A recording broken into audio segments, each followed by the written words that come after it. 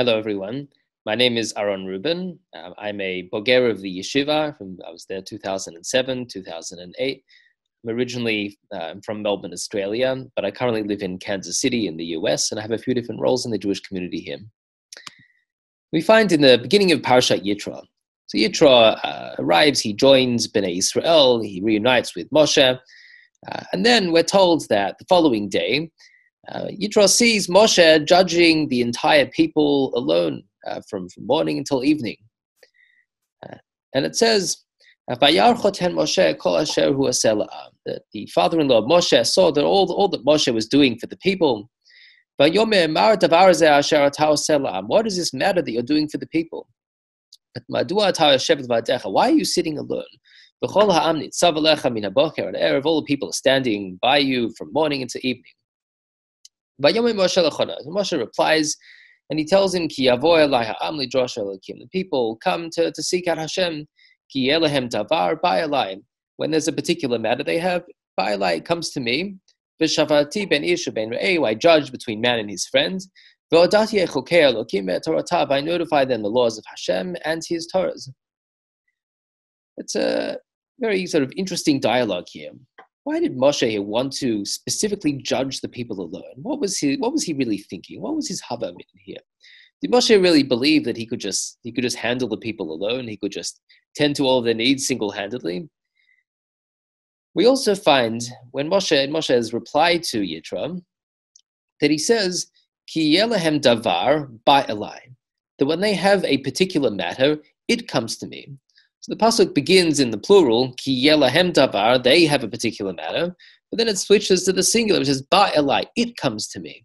So why the switch from the plural to the singular? So the Meshech Chochmah brings a suggestion, and he says that when the people would approach Moshe, they would approach him as a group of people, as people. But Moshe didn't see the people. Moshe saw the case, right? He sort of withdrew. He focused not on the people who approached him. Moshe focused on the case at hand, right? That's why it says, Ki lahem davar, when they have a particular matter. It says, Ba'elai, it's not the people that come to him, but it's the matter that comes to him. Moshe didn't focus on the people so much. He focused on the case. He looked at the case objectively, and he was able to judge based on that, based on the objective case at hand.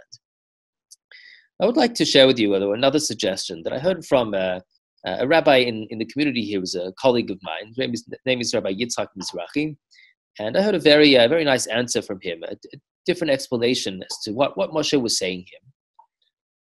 And I said Moshe had a particular sensitivity towards the needs of every individual and every situation.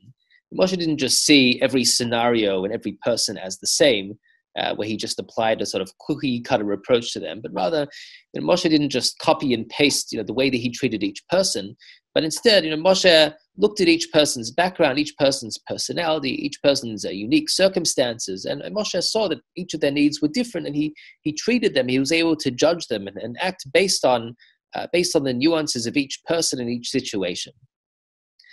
And that's why it says, Ki yelahem davar ba'elai. The people would come to Moshe en masse, right? They would come as a group of people.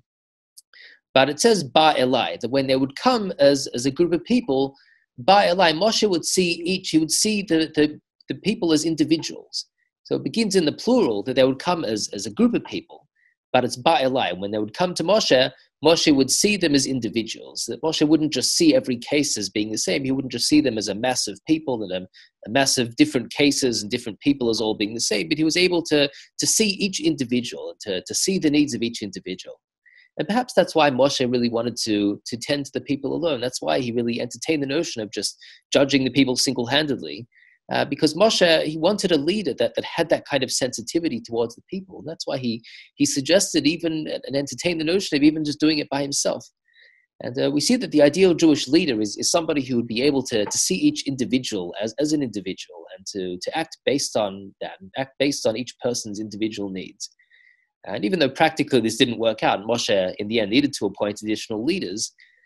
But we see that the ideal Jewish leader is one that doesn't just treat everybody the same, but has a certain sensitivity towards the needs and the circumstances of every individual, and is able to act on that basis. Shabbat Shalom.